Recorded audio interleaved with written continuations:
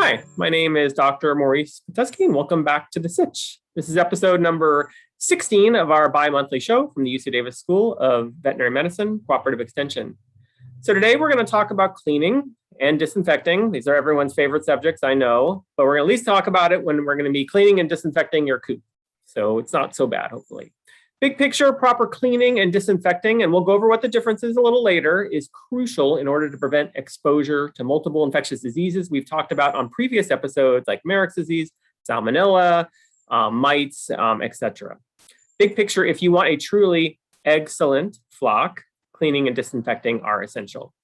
To make this relevant, let's just come up with an example. So let's just say your neighbor gave you their old coop and they haven't cleaned it for a while, or you've got your coop, some birds that have been in that coop for several years and you can't remember the last time you cleaned the coop. So you want to make sure that you have a clean coop that doesn't have a lot of caked manure and other potential sources of diseases. So first thing you want to do is remove all the birds from the coop and remove all the equipment and empty your waters and feeders and put those aside. The next thing you're going to do is dry cleaning. Sometimes people forget this, but this is where you're just getting rid of all of the loose dirt and manure that you can scrape off from perches and roosts and things like that. Remove all of that. And then the next thing you're going to do is wet cleaning.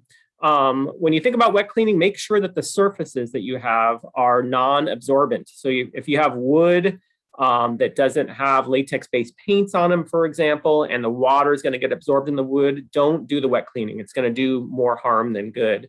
But wet cleaning, if you have a surface that is water resistant, wet cleaning is done in 3 steps: soaking, washing, and rinsing.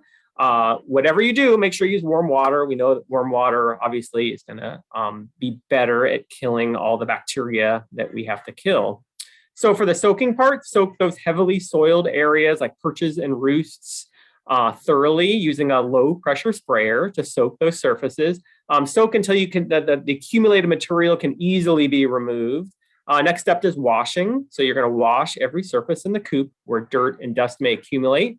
You have a lot of different choices, but I just like to use dish soap with hot water that's about 160 degrees Fahrenheit or hotter. Manual scrubbing with the scrub brush is really helpful. You want to make sure you have kind of a stiff brush so you can really move some of that caked material off of there.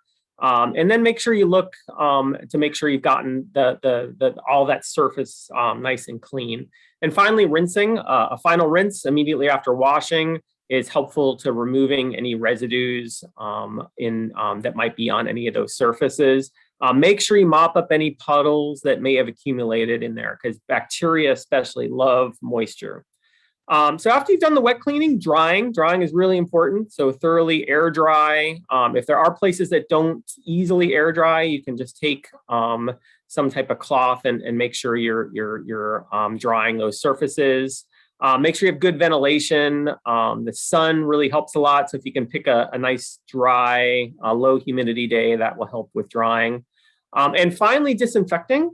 So this is a crucial step, and I think sometimes people they sometimes skip to disinfecting and don't do the previous steps. Disinfectant should be applied only after cleaning, dry cleaning, and wet cleaning, ideally right after rinsing. Disinfectants can be applied by sprays, aerosols, or fumigation. Fumigation is more of what we do in kind of a commercial setting, but fumigation is a great way of getting disinfectants in all kinds of nooks and crannies. The types of disinfectants you use, I'm somewhat agnostic about it. So there's phenolic compounds like pine sol, there's iodophores like betadine, there's chlorine compounds like bleach and Clorox, there's quaternary ammonia and oxidizing compounds also. For the most part, all of them will do a good job. So I would use what you have and just be careful that you don't have any exposure into eyes and other parts of your body. For a more thorough disinfecting, you want to soak your waters and feeders in about 200 parts per million chlorine solution. So adds up to about 1 tablespoon of chlorine bleach per gallon of hot water. So hopefully that was helpful. In summary, cleaning and disinfecting is essential toward having a healthy flock. Cleaning and disinfecting between flocks. So if you have a flock and that flock has died and you want to move on to a new flock, make sure before you have your new flock that you replace, that you clean and disinfect that coop, because you don't want any of those diseases that your old flock might have had to be transmitted to your new flock. So if there are any topics that you'd like covered on future episodes of Sitch, feel free to contact me at drcook@ucdavis.edu. Thanks. Bye.